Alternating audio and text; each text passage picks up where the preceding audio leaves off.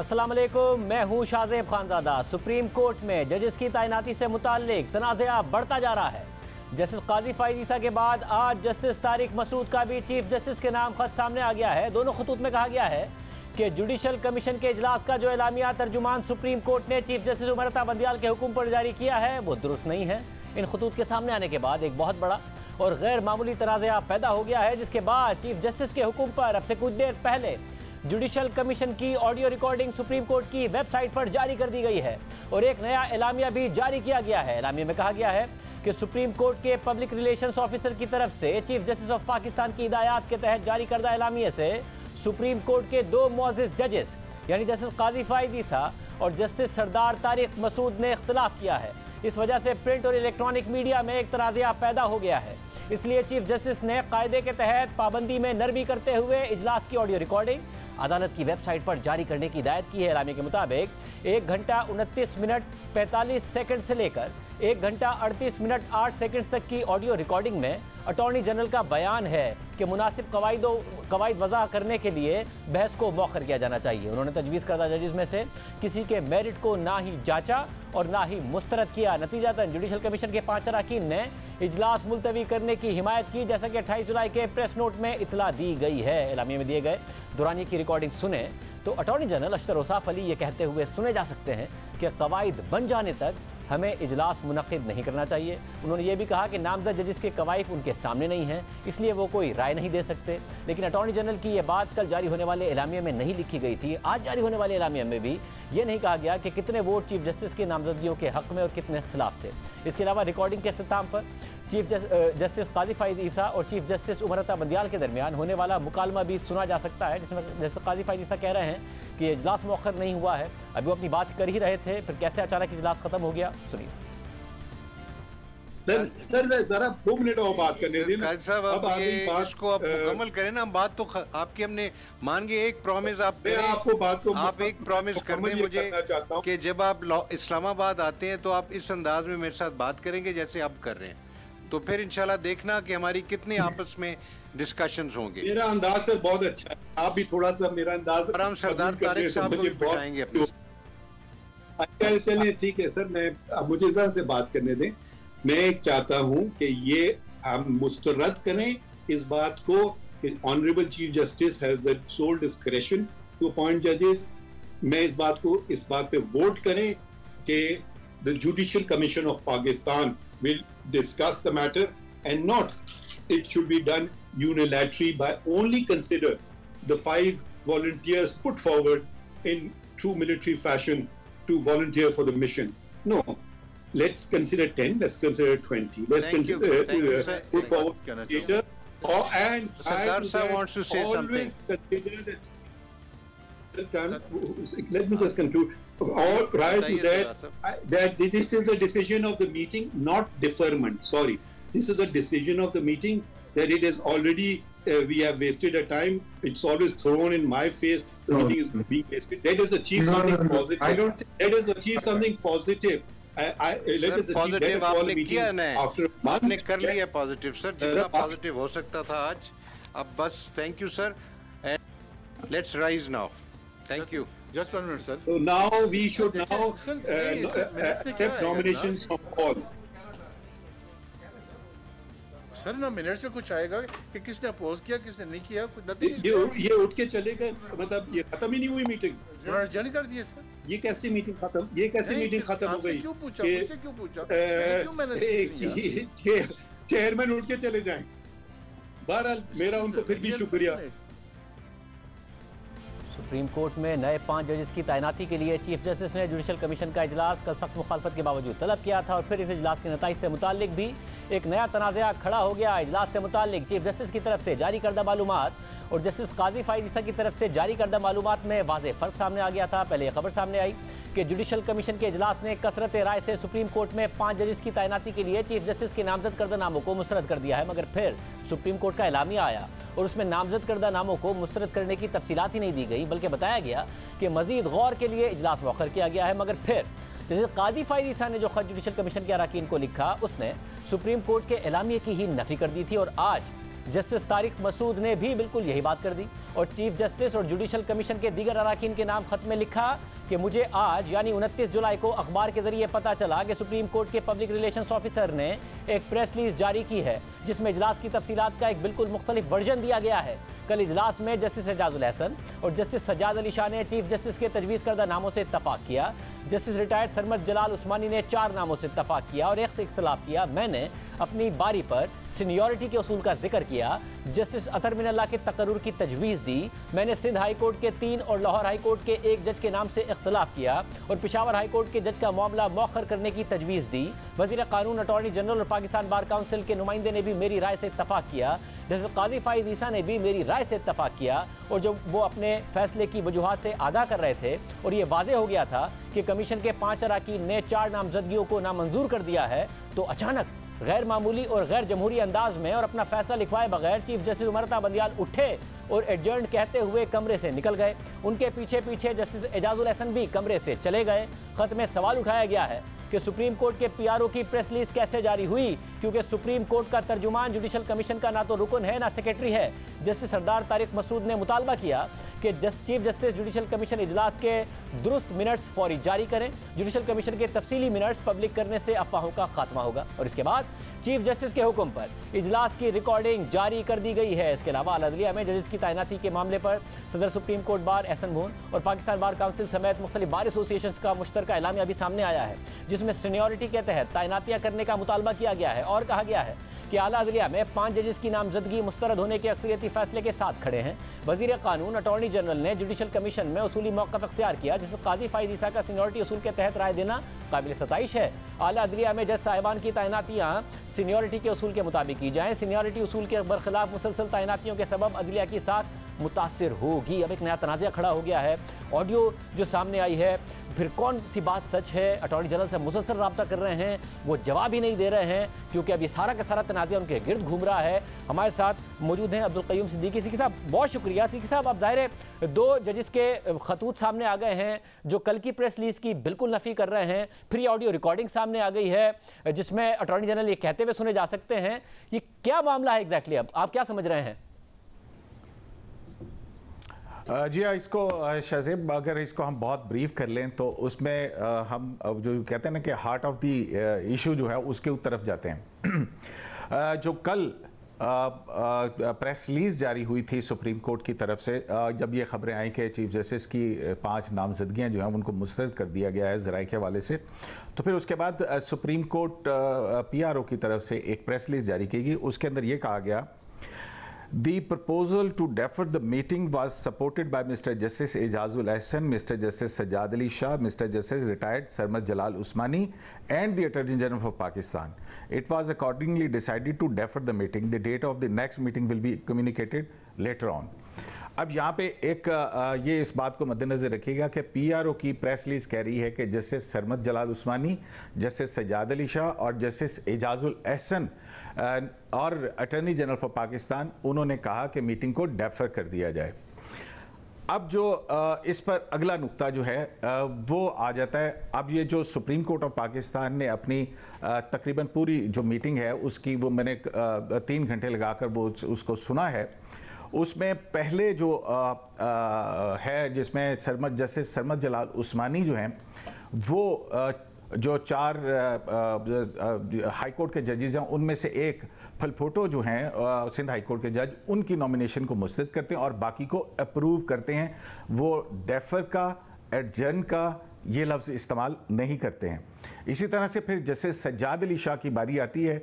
Justice Sajjad Ali Shah जो हैं वो 5 की 5 जो हैं वो जो नॉमिनेशंस हैं उनको सपोर्ट करते हैं और उनको कहते हैं कि इनको जज बनना चाहिए।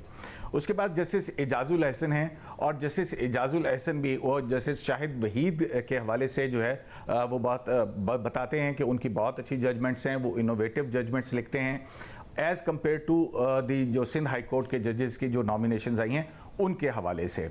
और वो फिर वो भी जो है इन 5 जजेस को जो है वो सपोर्ट करते हैं कि इनको अप्रूव किया जाए।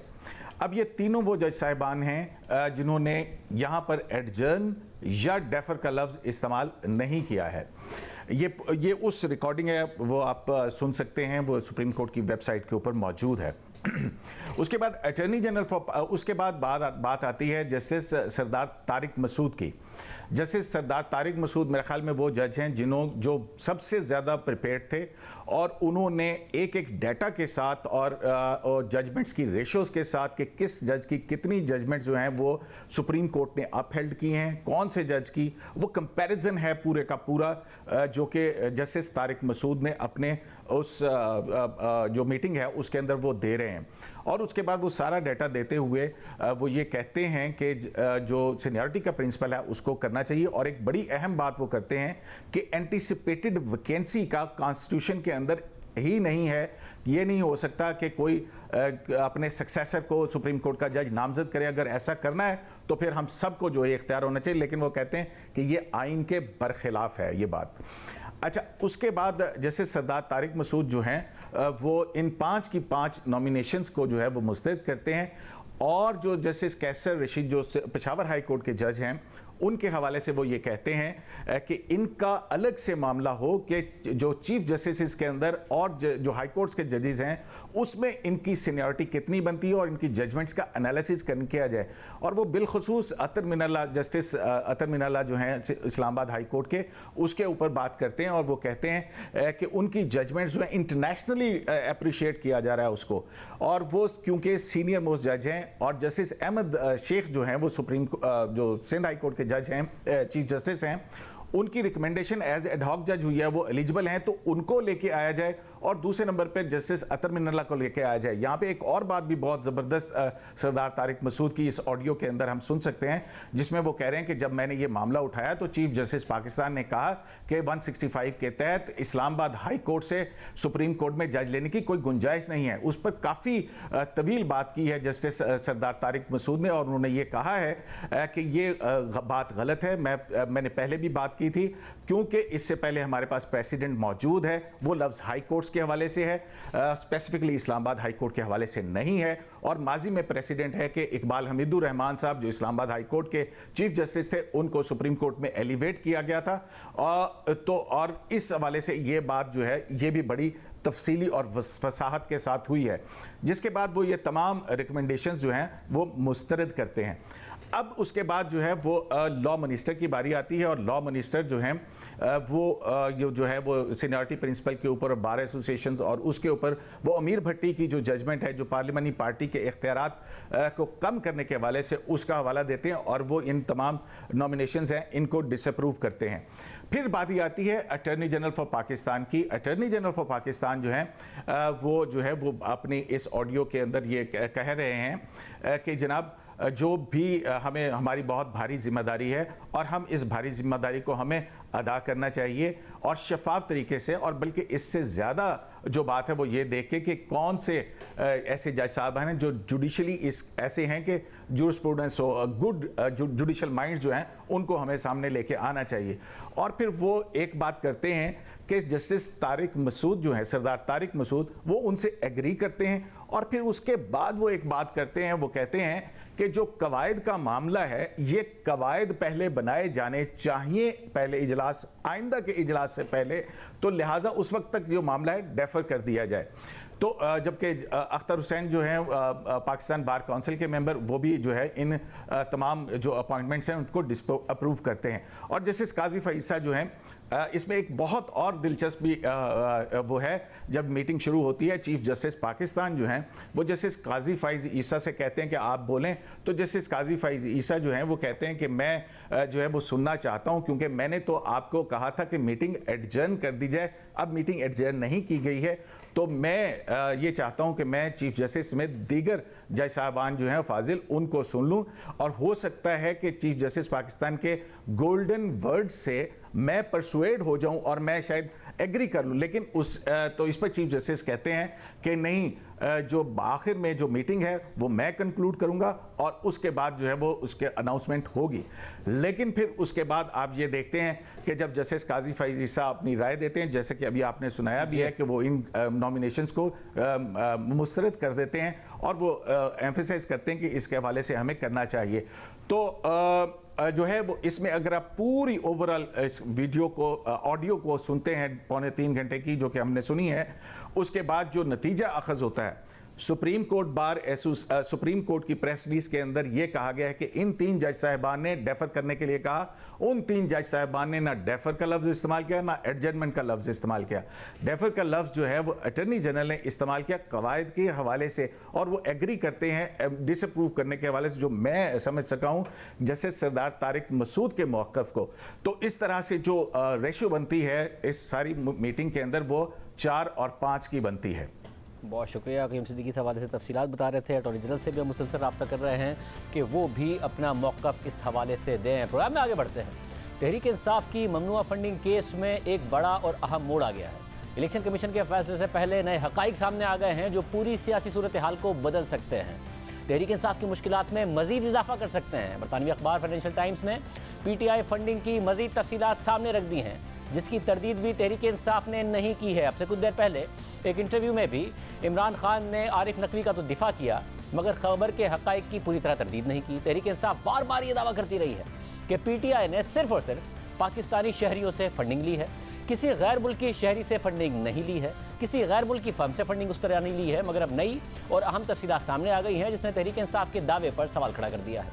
बरतानवी अखबार फाइनेंशियल टाइम्स ने दावा किया है कि अबू धाबी के शाही ख़ानदान के एक वज़ीर ने तहरीक इंसाफ को $20 लाख की फंडिंग की है, और वो भी इमरान खान के दोस्त आरिफ नकवी के बुटॉन क्रिकेट लिमिटेड के अकाउंट के ज़रिए की है। यानी एक गैर मुल्की शहरी जो एक हुकूमती वज़ीर भी हैं और जिनका ताल्लुक शाही ख़ानदान से है, उन्होंने तहरीक इंसाफ को फंडिंग की, जो खुद तहरीक इंसाफ के दावों और इलेक्शन कमीशन में उनके मौक़िफ़ के ख़िलाफ़ है। साथ ही साथ आरिफ नकवी के इलेक्शन कमीशन में जमा कराए गए उस बयान के भी ख़िलाफ़ है, जिसमें उन्होंने वाज़े तौर पर कहा हुआ है कि PTI के लिए फंड रेजिंग करते हुए उन्होंने किसी भी गैर मुल्की शहरी से फंडिंग कभी नहीं ली। एक और मामला यह है कि तहरीक इंसाफ का कहना है कि अगर ममनुआ फंडिंग साबित हो भी जाती है तो ज़्यादा से ज़्यादा वो फंड्स जब्त किए जा सकते हैं। इसका पार्टी पर कोई असर नहीं पड़ेगा क्योंकि ये ममनुआ फंडिंग का केस है, फॉरेन फंडिंग का केस नहीं है। मगर आरिफ नकवी की कंपनी के बैंक स्टेटमेंट की बुनियाद पर जो हक़ाइक़ सामने आए हैं उससे ये केस मज़ीद पेचीदा हो गया है, क्योंकि अब एक गैर मुल्की शहरी की तरफ से तहरीक इंसाफ को फंडिंग करने का दावा सामने आया है। ये अहम इंकिशाफात फाइनेंशियल टाइम्स के सहाफ़ी साइमन क्लार्क ने जो अपनी तफसीली रिपोर्ट में किए हैं उसके हवाले से सबूत भी सामने रखे हैं। फाइनेंशियल टाइम्स की रिपोर्ट जिसका उन्वान है कि क्रिकेट मैच का अजीब केस जिसने इमरान खान के सियासी उरूज को फंड करने में मदद की, इस रिपोर्ट के मुताबिक इस बात के बावजूद कि गैर मुल्की फंडिंग पर पाकिस्तान में पाबंदी आयद है, दस्तावेज़ात एक ऐसी मनी ट्रेल को जाहिर करती हैं जो ऑक्सफोर्डशायर नामी काउंटी से शुरू होती है और मुत्तहदा अरब अमारात के ज़रिए इमरान खान की पार्टी की तिजोरी में जाती है। मगर इसके पीछे कौन है, किरदारों के नाम क्या हैं और तरीक़ा वारदात क्या है, इस हवाले से फाइनेंशियल टाइम्स ने तफसीली तहकीकात के ज़रिए अपनी रिपोर्ट में बताया है कि अपनी कामयाबी के उरूज के दौरान पाकिस्तानी बिजनेस टाइकून आरिफ नकवी ने सुपरस्टार क्रिकेटर इमरान खान, सैकड़ों वुकला, बैंकर्स और सरमायाकारों को हफ्ते के आखिरी 2 दिनों के लिए ऑक्सफोर्डशायर के इलाके बुटॉन में अपनी बाउंड्री वॉल से घिरी हुई जायदाद में पीने पिलाने और खेलने के लिए मदऊ किया। फाइनेंशियल टाइम्स की रिपोर्ट के मुताबिक इस इवेंट के मेज़बान दुबई में कायम अबराज ग्रुप के बानी आरिफ नकवी थे और अबराज ग्रुप उस वक्त की सबसे बड़ी प्राइवेट इक्विटी फर्म थी जो उभरती हुई मार्केट्स में ऑपरेट कर रही थी और जिसके ज़ेर इंतज़ाम अरबों डॉलर्स थे। फाइनेंशियल टाइम्स के मुताबिक बुटॉन T20 कप जिसकी सरबराही आरिफ नकवी ने 2010 से 2012 तक की, उसमें जो अहम इवेंट था वो टीम्स के दरमियान होने वाला क्रिकेट टूर्नामेंट था और इन 2 टीमों को 2 इजाद करदा नाम दिए गए थे और इन 2 टीमों ने एक साफ सुथरे पिच पर मैच खेला जिसके इर्द गिर्द 14 एकड़ पर मबनी गार्डन था और सरसब्ज ज़मीन थी और ये जगह बुटॉन प्लेस थी जो आरिफ नकवी की 17वीं सदी की रिहाइश थी। इस इवेंट में तजर्बाकार और साबिक क्रिकेट कमेंटेटर ने दीगर माहिर अंपायर्स और फिल्म से वाबस्ता लोगों के साथ शिरकत की। फाइनेंशियल टाइम्स की रिपोर्ट के मुताबिक इस इवेंट के दावतनामे में मेहमानों को कहा गया कि हर मेहमान 2000 से 2500 पाउंड इस इवेंट में शिरकत के लिए देगा और ये पैसे गैर वाज़े इंसानी फलाह के मकासद के लिए दिए जाएंगे। फाइनेंशियल टाइम्स की रिपोर्ट के मुताबिक इस किस्म के खैराती फंड रेजर बरतानिया में मौसम गर्मा के दौरान होते रहते हैं, लेकिन इस खैराती इवेंट को जो चीज़ मुख्तलिफ बनाती है वो ये कि इस खैराती इवेंट का हतमी फ़ायदा जिसने लिया वो पाकिस्तान की एक सियासी जमात थी। रिपोर्ट के मुताबिक इस इवेंट की जो फीस थी वो बुटॉन क्रिकेट लिमिटेड नामी कंपनी को दी गई जिसकी मिल्कियत आरिफ नकवी के पास थी और इसमें आने वाला पैसा इमरान खान की जमात पाकिस्तान तहरीक इंसाफ तक पहुँचाया गया।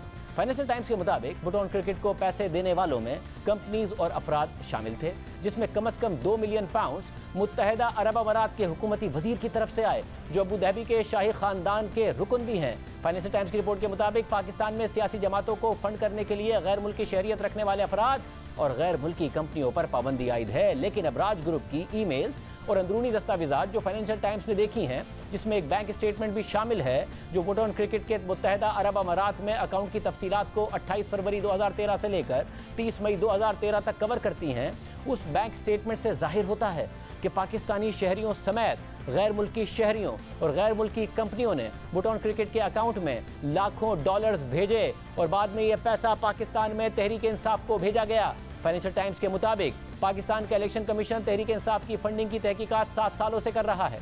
जनवरी में इलेक्शन कमीशन की स्क्रूटनी कमेटी ने एक रिपोर्ट शाया की थी, जिसमें कहा गया कि तहरीक इंसाफ ने गैर मुल्की अफराद और कंपनियों से फंडिंग हासिल की है और तहरीक इंसाफ पर इल्ज़ाम लगाया कि उसने अपने फंड्स को कम दिखाया है और बहुत सारे बैंक अकाउंट्स छुपाए हैं। फाइनेंशियल टाइम्स की तहकीकाती रिपोर्ट के मुताबिक इलेक्शन कमीशन की स्क्रूटनी कमेटी की रिपोर्ट में बुटोन क्रिकेट का नाम भी शामिल था, मगर उस रिपोर्ट में आरिफ नकवी की शनाख्त कंपनी के मालिक के तौर पर नहीं की गई थी।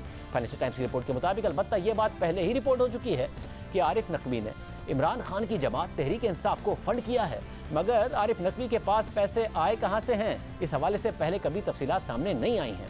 फाइनेंशियल टाइम्स की रिपोर्ट के मुताबिक बुटोन क्रिकेट के बैंक स्टेटमेंट से जाहिर होता है कि इस अकाउंट में मार्च 2013 में अबराज इन्वेस्टमेंट, जो आरिफ नकवी की इक्विटी फर्म का फंड मैनेजमेंट यूनिट है, उससे 13 लाख डॉलर्स मौसूल हुए। और इस तरह जो बुटोन क्रिकेट के अकाउंट में पहले सिर्फ 5,431 डॉलर्स की रकम मौजूद थी, उसमें इजाफा हो गया और उसी दिन ही बुटोन क्रिकेट कंपनी ने मौसूल होने वाले 13 लाख डॉलर्स को पाकिस्तान में तहरीक इंसाफ के अकाउंट में मुंतकिल कर दिया और फिर अबराज ग्रुप ने इस रकम को एक होल्डिंग कंपनी के नाम पर एक्सपेंस कर दिया, जिसके जरिए वो पाकिस्तान में के इलेक्ट्रिक को कंट्रोल करता है। सिर्फ यही नहीं, फाइनेंशियल टाइम्स की तहकीकाती रिपोर्ट के मुताबिक बैंक स्टेटमेंट और ट्रांजैक्शंस की तफसीलात से पता चलता है कि अप्रैल 2013 में बुटोन क्रिकेट के अकाउंट में मजीद 20 लाख डॉलर्स आए और ये 20 लाख डॉलर्स देने वाला एक शख्स शेख अबू नहयान बिन मुबारक अल नहयान हैं, जो मुत्तहिदा अरब अमारात के शाही खानदान के रुकन हैं, वहाँ की हुकूमत के वजीर हैं और पाकिस्तान में बैंक अल-फरा के सरबराह हैं। रिपोर्ट के मुताबिक इसके बाद आरिफ नकवी ने अपने एक साथी से ईमेल्स का तबादला किया और कहा कि तहरीक इंसाफ को मजीद 12 लाख डॉलर्स भेजे जाएं। फाइनेंशियल टाइम्स के मुताबिक बुटोन क्रिकेट के अकाउंट में मुत्तहिदा अरब अमारात के शेख और वजीर की तरफ से जिस दिन 20 लाख डॉलर्स आए, उसके 6 दिन बाद आरिफ नकवी ने 12 लाख डॉलर्स पाकिस्तान में 2 किस्तों की सूरत में भेज दिए। रफीक लाखानी, जो अबराज ग्रुप के सीनियर एग्जीक्यूटिव थे और जो कंपनी में कैश फ्लो को संभालने के जिम्मेदार थे, उन्होंने आरिफ नकवी को अपनी एक ईमेल में लिखा कि ये पैसे जो ट्रांसफर किए जा रहे हैं वो तहरीक इंसाफ के लिए किए जा रहे हैं। फाइनेंशियल टाइम्स की तहकीकाती रिपोर्ट के मुताबिक कि इलेक्ट्रिक अबराज ग्रुप की सबसे बड़ी सरमायाकारी थी, लेकिन जैसे ही इस प्राइवेट इक्विटी फर्म में माली मुश्किलात आईं तो आरिफ नकवी ने के इलेक्ट्रिक को चीनी रियासत की जेर इंतजाम कंपनी शंघाई इलेक्ट्रिक को 1.7 अरब डॉलर्स में फरोख्त करने की डील की, मगर पाकिस्तान में इस डील की मंजूरी बहुत अहम थी और आरिफ नकवी ने इस हवाले से न सिर्फ नवाज शरीफ की हुकूमत बल्कि इमरान खान की हुकूमत के साथ लॉबिंग की और अमरीकी प्रोसिक्यूटर्स, जिन्होंने आरिफ नकवी को बाद में फ्रॉड, चोरी और रिश्वत देने के इल्ज़ामात पर मुकदमात बनाए, उनके मुताबिक 2016 में आरिफ नकवी ने पाकिस्तानी सियासतदानों को उनकी हिमायत के लिए 20 करोड़ डॉलर देने की इजाज़त दी। फाइनेंशियल टाइम्स के मुताबिक ये पैसे मुबैना तौर पर नवाज शरीफ और उनके भाई शहबाज शरीफ को रिश्वत देने के लिए थे, मगर दोनों भाइयों ने इस हवाले से लाइलमी का इजहार किया है। रिपोर्ट के मुताबिक जनवरी 2017 में आरिफ नकवी ने स्विट्जरलैंड के इलाके डेवोस में नवाज शरीफ के लिए इशाइया रखा और जब इमरान खान वजीर आजम बने तो आरिफ नकवी ने उनसे भी मुलाकात की और इमरान खान ने अपनी वजारत उज़्मा के दौरान के इलेक्ट्रिक की फ़रोख्त में इल्तवा करने के लिए हुक्काम पर तनकीद भी की। जब ये अहम मामला है क्योंकि 2018 में वॉल स्ट्रीट जर्नल में ये रिपोर्ट आई तो हमने उसके हक़ाइक़ भी आपके सामने रखे थे और साबिक़ वज़ीर तवानाई ख्वाजा आसिफ से ये सवाल पूछा, क्योंकि बतौर वज़ीर तवानाई वो के इलेक्ट्रिक के साथ मामलात देख रहे थे, उन्होंने तरदीद की थी। ये जो ईमेल है ये अक्टूबर 2015 की है और जो लिंक बनता है 2015 में तो ये करीब भी कोई बात हमसे इनकी नहीं हो रही थी। सवाल है वो ये कि आप तक तो बात पहुंची 2016 में, मगर 2016 के भी आखिर में मगर अबराज ग्रुप ने नवेद मलिक साहब से रब्ता किया, नवेद मलिक साहब को कोट कर रहे हो, नवेद मलिक साहब इस स्टोरी पर उन्होंने कॉमेंट नहीं किया, नकवी साहब ने इसको रिजेक्ट किया है, मगर नवेद मलिक ने $20 मिलियन का कहा उन्हें, ये ईमेल में लिखा हुआ है, और ये कि शहबाज शरीफ चाइना को ज़बरदस्त इंडोर्समेंट देंगे, और नवाज शरीफ ज़ाहिर है क्योंकि वो फेडरल गवर्नमेंट की इंडोर्समेंट बहुत ज़्यादा लाजमी है, फेडरल गवर्नमेंट का अप्रूवल बहुत ज़्यादा लाजमी है, तो $20 मिलियन किसी भी तरीके से चैरिटीज़ की मद में इलेक्शन फंड में दे दिए जाएंगे। तो क्या ऐसा है कि वाटर एंड पावर मिनिस्ट्री को शहबाज शरीफ और नवाज शरीफ ने इस ख्वाहिश का इजहार किया था कि ये डील हो जानी चाहिए? Ministry of petroleum, ministry of water and power के साथ जो इन्होंने देना था और जो इन्होंने लेना था, वो उस पर सेटलमेंट नहीं हो रही थी। इनकी सिक्योरिटी क्लियरेंस थी जो ब्लॉक हुई थी। पांचवा ये था कि प्राइवेटाइजेशन कमीशन इनको क्लियरेंस नहीं दे रहा था। एंड फाइनली ये कुछ एग्जाम्पशंस थी बाज एस्टेब्लिशमेंट्स को, जिनको बिजली जो है बंद नहीं हो सकती थी, वो उसके लिए हमने सॉवरन गारंटी देनी होती थी। पुरानी सॉवरन गारंटी जो थी वो एक्सपायर हो चुकी हुई थी, उसमें वाटर बोर्ड की भी हमने गारंटी दी हुई थी। इस पूरे प्रोसेस में ख्वाजा साहब, नवाज शरीफ और शहबाज शरीफ ने आपसे इस ख्वाहिश का इजहार किया कि ये डील होनी चाहिए, इस पूरे प्रोसेस में ये स्टम्बलिंग ब्लॉक्स खत्म करें? नहीं दी इस बारे में। शहबाज शरीफ साहब ने कथित तौर पे कोई बात नहीं की, बल्कि कोई राब्ता भी नहीं किया इस सिलसिले में। नवाज शरीफ साहब की मौजूदगी में मीटिंग्स हुई, लेकिन कहीं भी नवाज शरीफ साहब ने कोई दबाव नहीं डाला किसी मिनिस्ट्री के ऊपर कि भाई आपने ये काम जरूर करना है। और ये तो सवाल ही नहीं पैदा होता कि आप जब लेन देन हो और उसमें इस किस्म के इश्यूज हों, वो सेटल किए बगैर जो है आप इतनी बड़ी डील जो है $1.7 बिलियन की ये कंपनी बिक रही थी, और वो किस तरह एक कंपनी ने 80 अरब रुपया लेना था, दूसरी ने 70 अरब रुपये या 65 अरब रुपया लेना था। देने भी थे हमने उनके पैसे जो है, लेकिन बगैर सेटलमेंट के ये नहीं हो सकता था। और ये 1-1.25 साल जो है एक किस्म की जो है वो एक फ्यूटाइल एक्सरसाइज जो है चलती रही, जिसका नतीजा कोई नहीं निकला। सूरत हाल हुई और फाइनेंशियल टाइम्स की रिपोर्ट आगे लिखती है कि अबराज ग्रुप 2018 में उस वक्त बहरान का शिकार हो गया जब गेट्स फाउंडेशन ने तहकीकात शुरू की कि आया कि कंपनी उस फंड का गलत इस्तेमाल तो नहीं कर रही जिसका मकसद अफ्रीका और एशिया में अस्पताल खरीदना और बनाना था। अबराज ग्रुप के मुताबिक कंपनी उस वक्त $14 अरब के असासों को मैनेज कर रही थी। रिपोर्ट के मुताबिक 2019 में अमरीकी इस्तगासा ने आरिफ नकवी और उनके 5 साबिक साथियों पर फर्द जुर्मायत की, और अब तक अबराज ग्रुप के 2 साबिक एग्जीक्यूटिव्स ने एतराफ़ जुर्म कर लिया है, लेकिन आरिफ नकवी ने जुर्म से इनकार किया है। रिपोर्ट के मुताबिक आरिफ नकवी 2019 में जब पाकिस्तान से वापस आ रहे थे तो उन्हें लंदन के हीथ्रो एयरपोर्ट से गिरफ्तार किया गया, और इस वक्त उन्हें 291 साल कैद की सज़ा का सामना है अगर अमरीकी मुकदमात में वो मुजरिम साबित हो जाते हैं तो।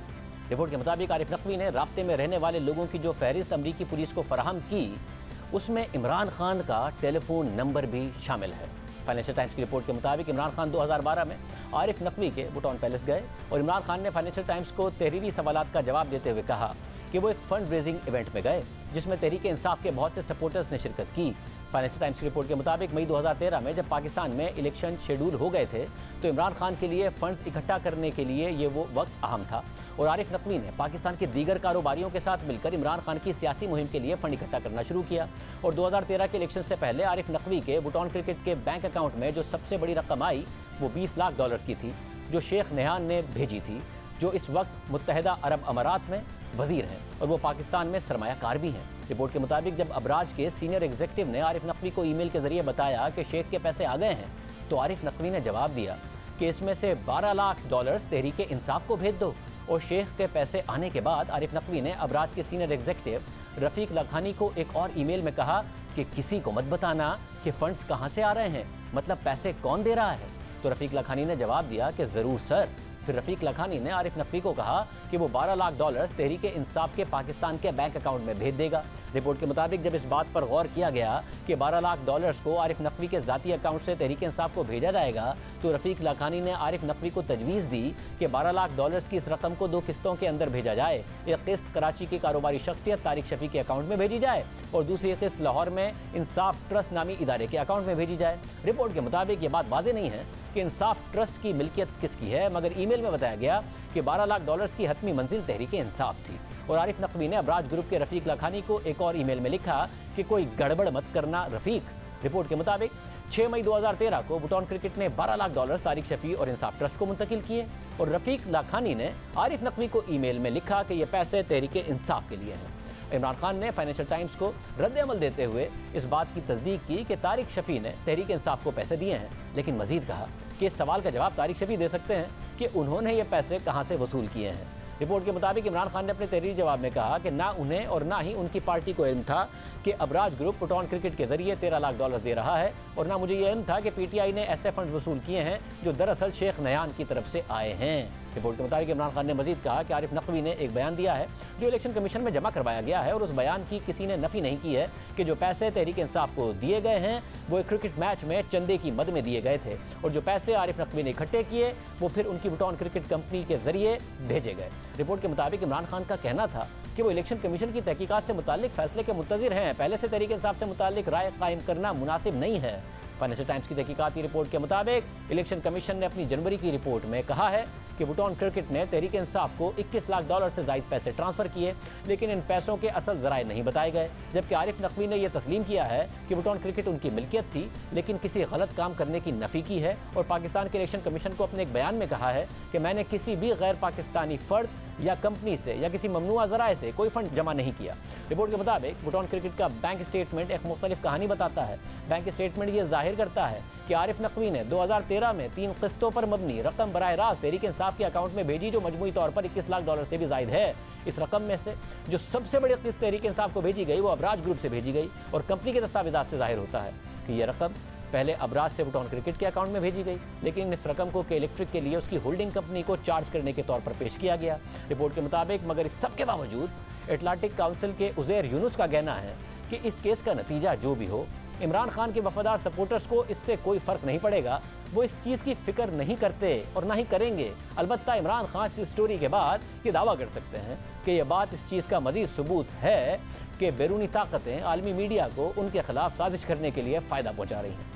फाइनेंशियल टाइम्स की रिपोर्ट ने पाकिस्तानी सियासत में हलचल मचा दी है। हुकूमती इत्तेहाद पहले ही इलेक्शन कमीशन से ममनुआ फंडिंग केस का 21 जून को महफूज किया गया फैसला जल्द जारी करने का मुतालबा कर रहा है, और आज फाइनेंशियल टाइम्स की रिपोर्ट पर वज़ीर आज़म शहबाज शरीफ ने ट्वीट किया कि मोतबर आलमी इदारे फाइनेंशियल टाइम्स की तहकीकाती रिपोर्ट इमरान नियाज़ी के खिलाफ संगीन फर्द जुर्म है, जिसने पीटीआई की फॉरेन फंडिंग और गैर कानूनी भारी रकूम की तरसील के हक़ाइक़ बेनकाब कर दिए हैं। रिपोर्ट में बयान करदा ठोस हक़ाइक़ चीख चीख कर बता रहे हैं कि इमरान नियाज़ी झूठ, तज़ादात और मुनाफ़क़त का पेकर, जबकि इमरान खान ने कुछ देर पहले अपने एक इंटरव्यू में कहा कि वो आरिफ नकवी को 20 साल से जानते हैं। उन्होंने आरिफ नकवी का दिफा भी किया। आरिफ नकवी एक पाकिस्तान का वो समझे कि वो टैलेंट था फाइनेंशियल वर्ल्ड के अंदर, जो जितना वो ऊपर जाता रहता उसने हमें फ़ायदा पहुंचाना था। मैं इसे 20-25 साल से जानता हूँ आरिफ नकवी को। 2012 में इसने 2 डिनर्स फंड रेजिंग किए पीटीआई के लिए। एक इसने किया लंदन में, एक मैच ऑर्गेनाइज़ किया, इसकी अपनी ग्राउंड ख़रीदी हुई थी इसने, उसके बाद सेलिब्रिटी मैच किया, उसके बाद खाना किया, एक वो इवेंट हुआ, और दूसरा इसने दुबई के अंदर फिर टॉप बिजनेसमैन को बुलाया, इवेंट किया।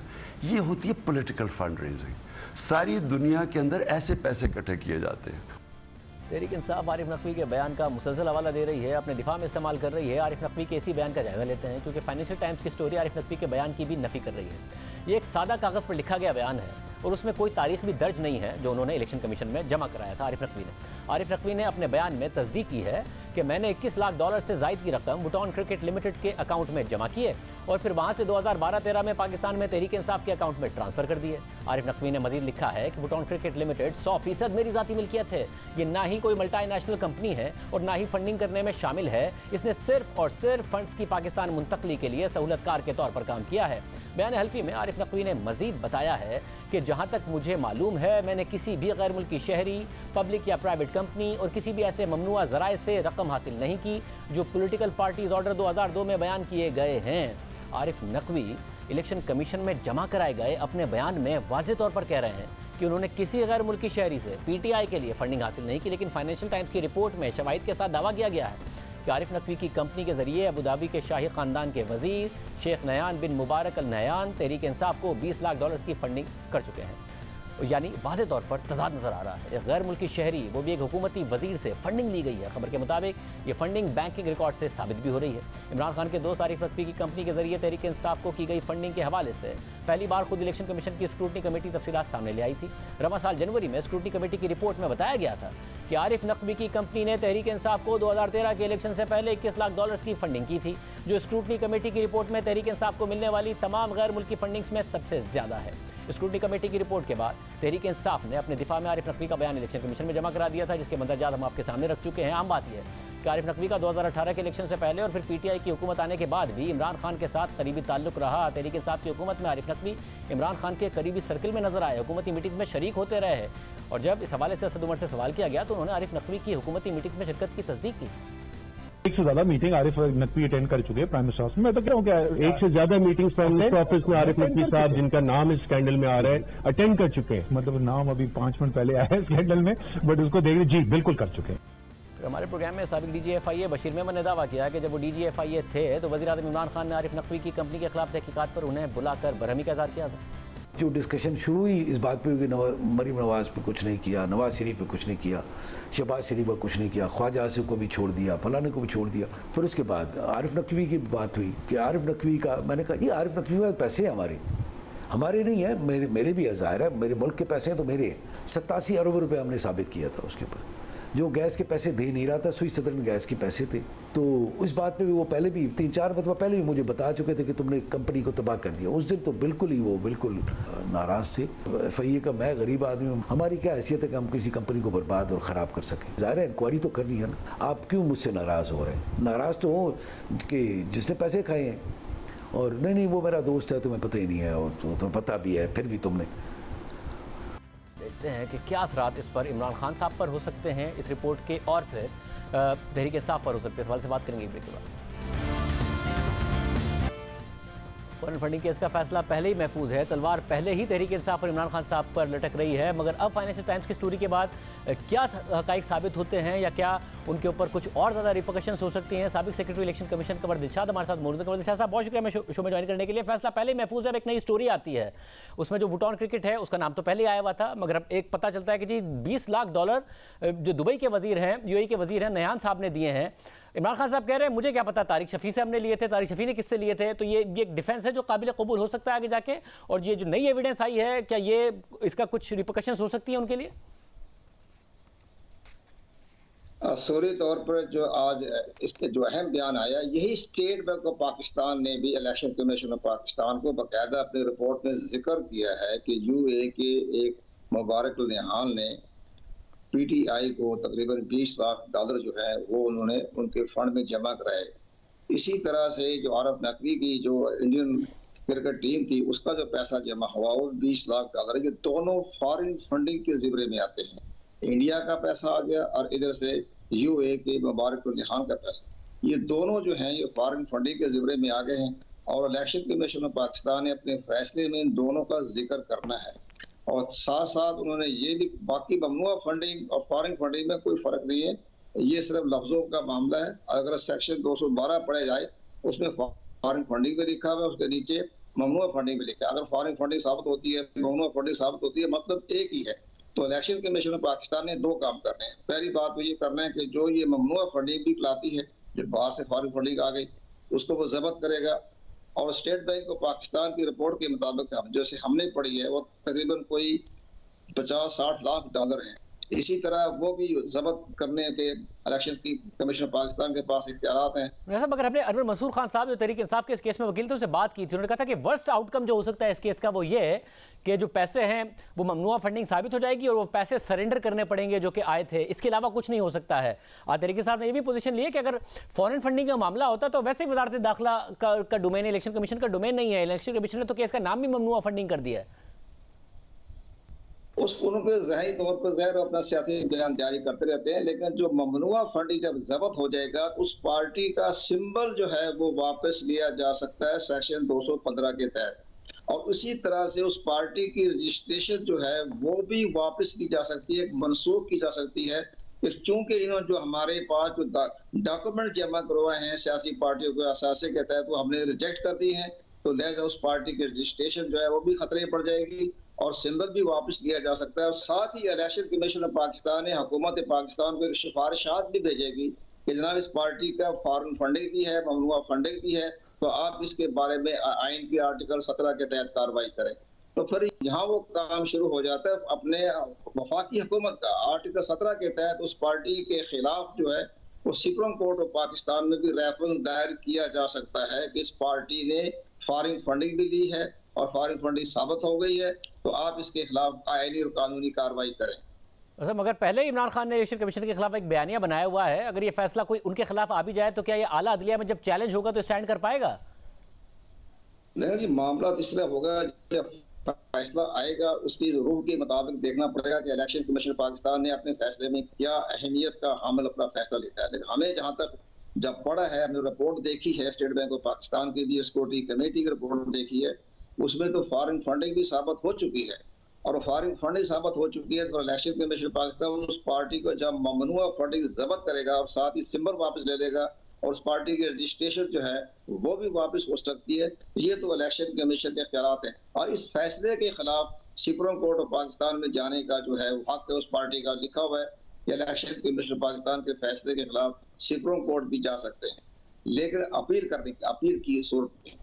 लेकिन इसी तरह लेकिन अब जैसे कि हुकूमत मगर इसके खतरात पे सिर्फ तहरीक इंसाफ को हैं या खुद इमरान खान साहब को भी जाती तौर पर हो सकते हैं? इमरान खान साहब के खिलाफ एक एक्शन होगा। इमरान खान साहब ने एज ए चेयरमैन पार्टी के, उन्होंने ये बाकायदा सर्टिफिकेट जमा कराए में 5 साल से, उसमें ये बाकायदा लिखा है कि मैं जो अपने जो डॉक्यूमेंट पेश कर रहा हूँ इलेक्शन पाकिस्तान को पॉलिटिकल पार्टी के असासों के सेक्शन के तहत, वो बिल्कुल इसमें कोई गैर मुल्की फंड नहीं है, कोई ममनुआ फंडिंग नहीं है, उसमें लफ्ज़ ममनुआ लिखा हुआ है, इसमें ममनुआ फंडिंग नहीं है, ये पाकिस्तान का जो पैसा है इसमें ममनुआ फंडिंग नहीं है। मैं तस्दीक करता हूँ और ये बाकायदा इकरार करता हूँ। अब ये साबित हो जाएगा कि ममनुआ फंडिंग जब्त हो गया, 50 लाख डॉलर है, ये 50-70 लाख डॉलर हैं या 20 लाख डॉलर हैं, जो ममनुआ फंडिंग साबित हो गया तो फिर उनके खिलाफ भी करप्ट प्रैक्टिस की आपने हकायक छुपाए हैं, आपने गलत बयाने से काम लिया है, तो वो भी उनके खिलाफ भी आर्टिकल 62(1)(f) के तहत कार्रवाई इलेक्शन कमीशन ऑफ पाकिस्तान कर सकता है। बहुत शुक्रिया वदीस शाह साहब हमारे साथ मौजूद थे। हमने इस रिपोर्ट और ममनुआ फंडिंग केस पर बात करने के लिए तहरीक इंसाफ के मुख्तलिफ रहनुमाओं को प्रोग्राम में शिरकत की दावत दी, मगर किसी ने जवाब नहीं दिया। इजाज़त दीजिए, अल्लाह हाफ़िज़।